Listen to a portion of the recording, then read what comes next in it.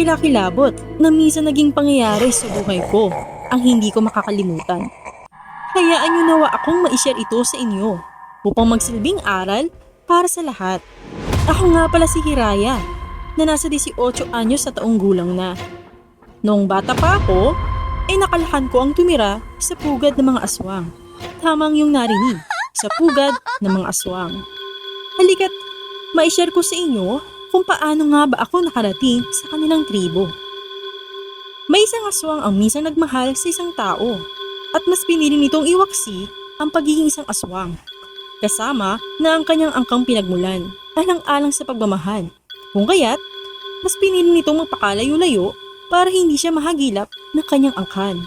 At saka sumama sa isang tao para bumuo ng isang pamilya. Sadyang napakahirap na mamuhay kasama ng mga tao sa kadahilanang paratay itong uuhaw sa dugot laman na nagsisibing kanyang pagkain at ito hindi lingid sa kaalaman ng taong kanyang napangasawa.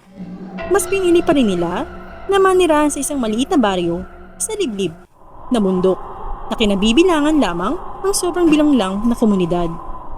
Upang maitawid niya ang gutom at hindi makasakit ng tao, ay nagalaga ito ng napakaraming hayop sa kanyang likod bahay. Kada sasapit ang hating gabi ay iyon ang kanyang nagsisilbing pagkain. Naging matagumpay ang kanilang pagsasama na umabot ng ilang taon. Subalit, ang pagsasamang iyon ay hindi kumumpleto sa kasiyahan ng dalawang mag-asawa sa kadahilanang hindi sila makabuo ng isang anak. Kahit na anong pilit nila na bumuo ng isang anak ay hindi sila mabiyayaan hanggang sa nalaman na lang niya na siya pala ang baog sa kanilang dalawa.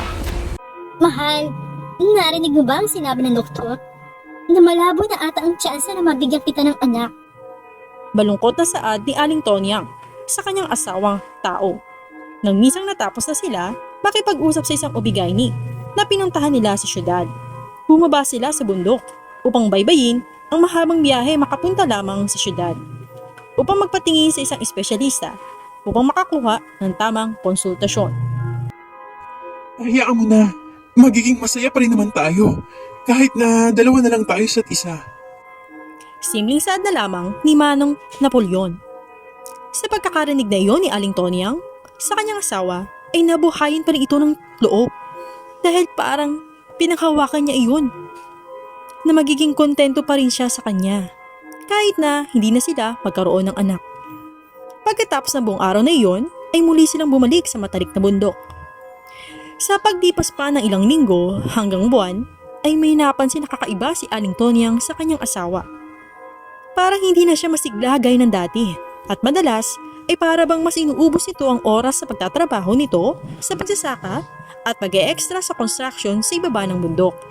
Madalang na sila magkita at magkakwentuhan kahit pa kapag nasa bahay nila ito. Okay ka lang ba, Napoleon? Pagtatanong na malungkot ni Aling Tonyang sa asawa habang nakahiga sila sa kanilang katre. Oo naman, bakit mo naman natanong yan? Ramdam ko kasi sa iyo na malamig ka na sa akin. Huwag kang praning dyan, Tonyang. Huwag mo nga akong dramahan ng ganyan. Hala, sige na't matulog na tayo. Dahil maaga pa akong bababa sa bundok bukas. Iritado namang saad ni Mang Napoleon sa kanya na nakatalikod ang tulog sa kanya. Hindi na nga sumagot ang babae hanggang sa nakatulog na sila parehas. Sa pagsapit ng hating gabi, ay biglang bumangon si Aling Tonyang. Gaya pa rin ng dati, ay pupunta siya sa likod bahay nila para kumain ng kanyang mga alagang manok. Habang abala ito sa pagkain ng buhay na manok, ay hindi nito maitago ang gigil na habang inaalala nito ang naging asal ng asawa niya sa kanya. Napoleon, Napoleon! Pasalamat ka at mahal kita.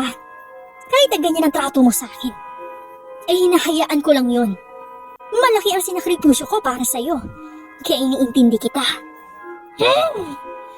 Hais! Nagsasawa na ako sa puro manok. Hindi ko na kaya ito. Gusto ko ng totoong laman ng tao.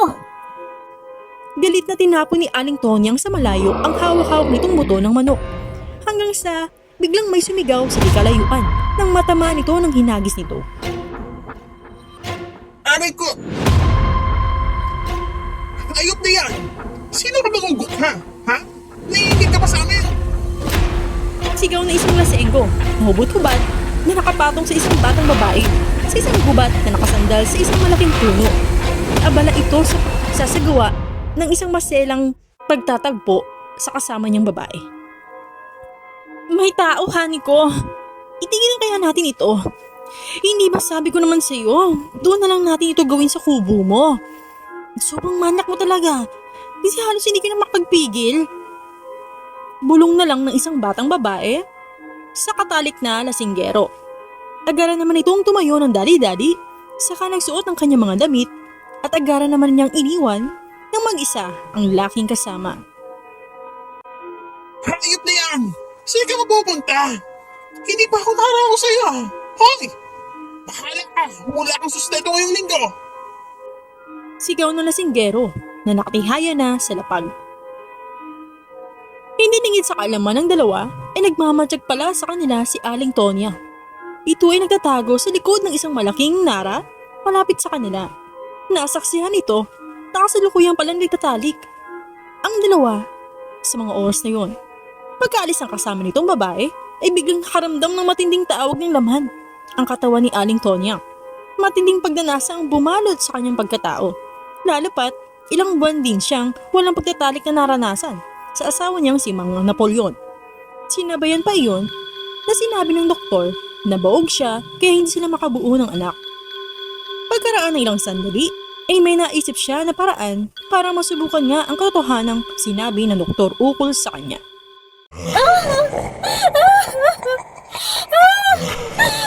Tulong! Tulungan niyo ako! Hiyaw ni Aling Tonyang upang makatawag ito ng pansin. Ha? Ano yun? Pagtatakang saad na lamang ng lasinggerong lalaki. Saka ito mabilisang tumayo at nagsuot ng kanyang short sa kahinanap ang pinagmumula ng sigaw na iyon.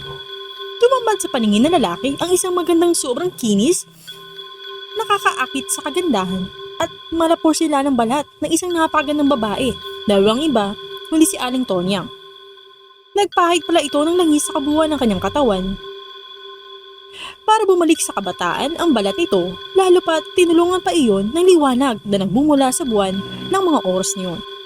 Hindi nakilala ng lalaki si Aling Tonyang sapagkat estranghero ito sa kanilang lugar. Nako, Binibini. Anong ginagawa mo riyan sa lapag?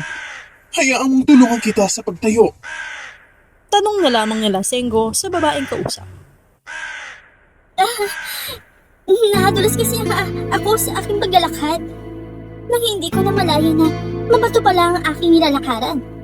Kaya yun, sabay natapilokang pa ako. Pagdadrama na lamang ni Aling Tonyang. Ganun ba? Hindi ka nga at maswerte ka na ako yung nakakita sa'yo. Kung nagkataon, baka mapahama ka pa sa iba. Hindi alintana ang sobrang pagdanasa na nanunood sa kabuuan ng lalaki. Nakitang-kita sa kanyang mga mata ng mga sandaling yun. Habang inanalayan niya ito sa paglalakad, inakatutok si dibdib ng babae ang mga mata nito at pasingking hinihima sa balat nito. Hinahayaan lamang iyon ni Aling Tonyang hanggang sa bigla sila parehas na tumba sa lapag at nagkataon na nasa ibabaw ng lasenggo si Aling Tonyang. Sa uli, hindi na napigilan ng lalaki ang sobrang init na nararamdaman niya para sa kanya. Sa katuluyan na ngang may nangyari sa kanila. Pagkatapos ng pagdinig na iyon, Grabe. Mas masarap ka pala kasi roon sa una kong babaeng nakatali kanina. Ang swerte ko naman ngayon sa mga oras ito dahil binayaan ako ng 2 putahe. Ako dapat na magpasalamat sa iyo. Dahil binigyan mo ako ng solusyon sa problema ko. Salamat sa iyo. At masusubukan ko na talagang malaman kung totoo ang baog ako o yung asawa ko ang baog. misteryosong saad naman ni Aling Tonyang na nakangisi at nakatingin ng matalim sa kausap habang bumabangon ito mula sa pagkakahiga. Oh! May asawa ka na pala? Bilyo ka rin pala, ha? Gusto mo ba mag-iisa sa mga kabit ko? Huwag ka mag-alala. Hindi naman kita papabayaan sa sustento eh. Iyon ang kung gusto mo. Pagkatapos niyang sabihin niyon, ay inilapit palalo nito ng todo ang mukha nito sa mukha ni Aling Tonyang. Dayon ay, kung aabutan ka pa ng liwanag ngayon. Biglang nagiba ang mukha ni Aling Tonyang at lumabas ang kanyang matatalim na mga ngipin na kanina pa nagingit-ngit na napain siya. Sakit kinagat ang leeg ng lalaki ng sobrang gigil habang hawak-hawak ng kanang kamay nito ang buhok ng lalaki.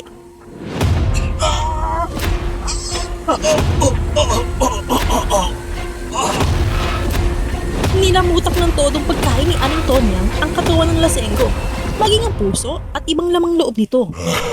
Ay kanya rin kinain sa sobrang sibik na makakain ng isang tao. Matagal na taong din siyang nagtiis na hindi makakain ng tao, alang-alang sa asawa niya. Pagkalipas sa ilang araw, ay si Aling Tonyang na ang nagyaya ng pagkikipagtalik sa asawa niya tuwing gabi. Subalit, madalas ang pagtanggi ng asawa niya sa kanya na bahagya naman niyang pinagtataka. Ano man nangyayari sa'yo? Nagsasawa ka na ba sa akin? Galit na angil ni Aling Tonyang sa asawa isang gabi nang pares na silang nasa kwarto nila. Hindi naman sa ganon. Pwede bang pagulang ako galing sa trabaho? Umamin ka nga sa akin. May ibang babae ka na ba? Halos nalilisik na ang mga mata ni Aling Tonyang na nakatingin sa asawa niya habang pinakompronta niya ito. Wala! Huwag kang mapraning dyan! Kung ako sa'yo, para kung wala ang pagkapraning mo, subukan mo naman maghanap ng gagawin, gaya ng pagtatrabaho. Si baba ng bundok, kaysa nakapirmi ka lang rito sa bahay. Wala na rin namang pag-asa, hindi ba, na magkaanak na tayo? O magkaanak tayo, hindi ba? Galit na panunod yun ang kausap. Sa pagsasagutan nila ay halos hindi na makapagsalita pa si Aling Tonyang. Saka lumabas na sa kanilang kwarto si Mang Napoleon. Saan ka naman mapupunta ha? Matutulog muna ako sa barkada ko, para pare-pares tayong lumamig ang ulo. Hindi ako palagi matulog ngayon dito. Galit na pagmamaktol ni Mang Napoleon habang lumalabas sa naturang bahay na yon. Lumipas ang buong linggo hanggang buwan ay walang nakitang pagbabago sa katawan nito si Aling Tonyang. Mula nakipagtalik siya sa isang lasinggero, saka doon niya napaniwala ang kanyang sarili na totoong ngang bawg siya. Isang gabi, nagdadalamhati si Aling Tonyang na naglalakad ng 10 oras ng gabi sa gitna ng kagubatan. Pagkatapos niyang bumili mula sa syudad ng ilang imbak nila ng pagkain sa kanilang bahay para sa susunod na buwan. Bigla siyang huminto saglit sa isang gilid ng kuweba para makapagpahinga. Pagkaraan ng ilang sandali ay may naaninagan siya na liwanag sa looban ng kuweba at hiyawan na umaalingaw sa kalooban nito. Nakilala niya ang hiyaw ng kanyang asawa, saka ito nagkaroon ng interes na pumasok sa loob para magmatyag. Oh Napoleon, ang sarap pong magmahal, mahal ko. Wait lang, 10 oras na ng gabi ah. Hindi ka ba hanapin ng asawa mo? Maso yung bulong ng isang magandang babae. Sa katalik nito na walang iba kundi si Mang Napoleon. Sus! Huwag mo ang intindihin ang inudol na yon. Nakakasawa na kasi eh. Gusto ko na nga siyang iwanan, kaso naaawa lang ako. Wala eh. Hindi niya ako mabigyan ng anak.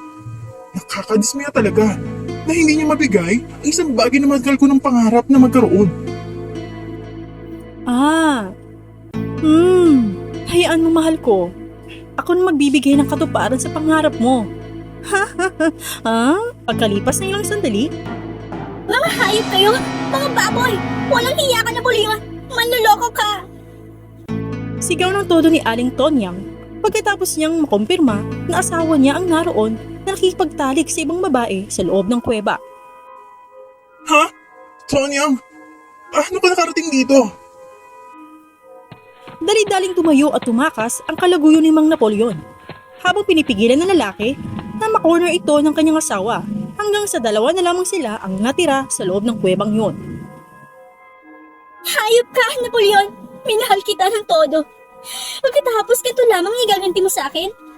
Niloko mo lang ako! Hayop ka! Hindi mo ba alam kung gaano kalaki ang sinakripisyo ko para sa'yo?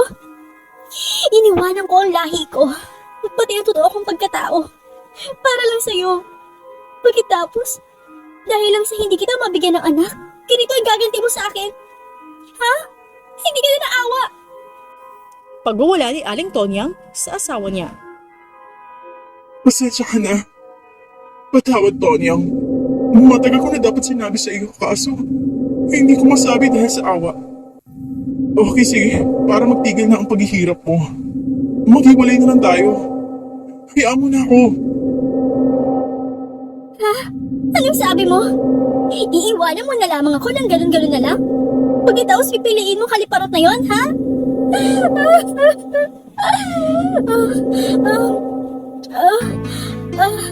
Oh, please, Napoleon. Mahal na mahal kita. Okay, sige, ganito na lang. Kakalimutan ko lahat ng nalaman ko ngayon. Papatawarin kita. Basta huwag mo lamang akong iwanan. Mahal na mahal kita, Napoleon. Huwag mo akong iwan. Napoleon! Garalgal na sa ni Aling Tonyang habang aligaga siya na nagmamakaawa sa asawa niya. Halos nakalhod na rin siya. Si Pang Napoleon ang first love niya. Pasensya na, Tonyang. Wala na rin namang mangyayari sa atin dahil hindi na rin tayo magkakaanak. Pagkatapos niyon, ay akma na siyang aalis sa kuwebang yun. Akala mo gano'n-gano'n na lang kadali? Nahayaan kitang maging masaya sa piling ng iba? Hindi ka hahayaan. Nung mga kami ko na makalabas sa buhay rito. Habang nagsasalita si Aling Tonyang, ay nag-iba ang anyo nito. Kasabay ng paglitaw ng kalilugan ng buwan. Lumabas sa mga matatalim ng ngipin nito. Lumago ang mahaba na manipis na buhok nito. Saka lumuwa ang mga mata nito. Naging sobrang pula. Kumukulubot ang todong balat ito. Ang nagmistulan na siyang isang nakatakot ang aswang. Nawala na siya sa kanyang normal na pag-iisip. Sa kanya nilusob si Mang Napoleon at nilapa sa loob ng kuwebang yun.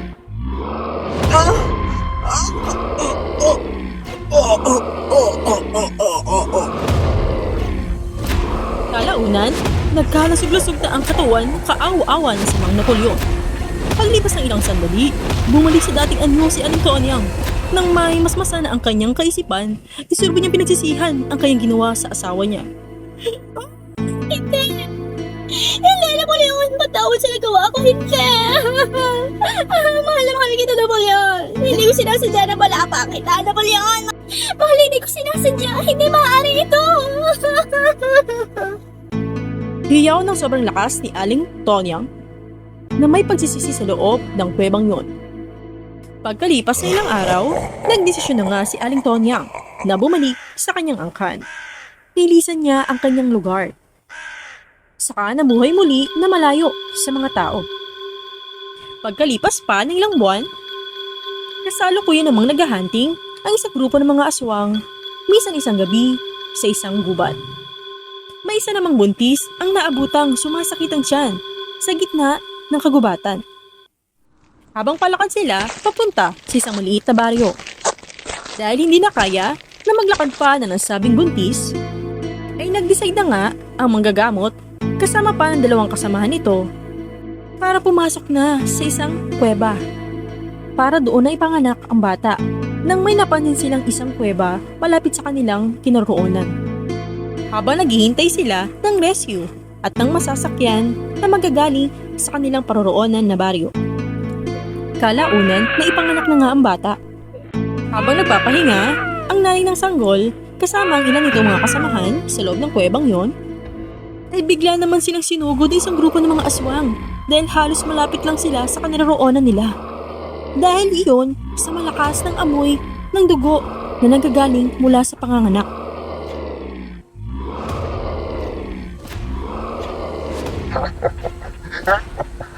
Marami-rami itong mga pagkain ang may na sa ating lugar. Biruin mo, napakaraming tao pala dito sa loob ng kuwebang ito. Sakto, may bonus pang bata. Bagong panganak. Halakhak ng isang aswang na kumarner sa may hawak ng sanggol sa loob ng kuwebang yon. Tatlong aswang ang nakapasok sa loob ng kuwebang yon. Wag! Wag! Maawa kayo sa amin! Maawa kayo sa amin! Ito! Matuto kayong matakot kay Kristo! Matuto kayong matakot sa Diyos! Mga dyablo kayo! Panay naman sigaw ng manggagamot habang itinataas ito ang kanyang daladalang krus. Sabay pagsabi pa nito na bendita sa lahat ng mga aswang na naroon sa loob ng kuwebang yon. Halaga ba? Alam mo, Natatakot kami sa hawak-hawak mong krus na yan. At nagsabi mo ng langis sa amin. Hindi dapat ang magsimula na magdasal bago ang iyong kamatayan. Oras na lang, mawawala na sa mundo ito. Iyaw naman ng isang aswang. Pagkaraan ng lang sandali ay may dumating pa na isang aswang. At ito na nga, si Aling Tonyang. Nagulat naman siya ng bahagya nang makilala niya ang naging kalaguyo ng kanyang asawang tao noon na naging daan kung bakit biglang nagbago ang kanyang kapalaran ngayon. Bigla siyang nagsalita. Siya nga pala, huwag yung gagalawin ng sanggol Ibalato niyo na sa akin yan. Pagkatapos, gawin niyo na lahat ng gusto niyo sa kanila. Lapain niyo na lahat sila. Wala kayong ititirang ebidensya. Kalaunan, halos lahat ng tao na naroon sa loob ng kuwebang yon ay nagsisigawan na dahil nagsisimula lang ang lapain sila ng mga aswang sa loob. Sa kabilang banda naman, kinuha nga ni Aling Tonyang ang naipanganak na sanggol sa loob ng kuwebang yon. Saka naman nila dinala ito sa kanilang tribo. Humingi naman ng basba si Aling Tonyang sa kanilang pinakapinuno para humingi ng permiso na hayaang tumira at kanyang palakihin na parang kanyang tunay na anak ang nasabing sanggol sa loob ng kanilang lugar. Ang naisip na lamang niya, kaya niya ito ginawa, ay yun na lamang natitirang alaala na kanyang minahal na tao noon. At sobra pa rin ang kanyang pagsisisi dahil sa nagawa niya dito nang bigla niya itong nilapa dahil sa isang matinding engkwentro.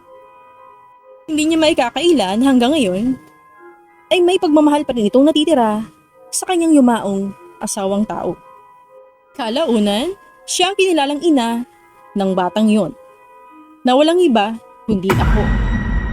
Ako si Hiraya na pinalaki ng aswang at ina rin na kanyang tunay na anak na naranasang lumaki sa loob ng kanilang tribo. Isang aswang na minsan nagmahal sa aking ama na walang iba kundi si Mang Napoleon. Kung nagustuhan mo ang aking inihandog na kwento para sa inyo, don't forget to subscribe, comment, and like to my YouTube channel. Have a good day!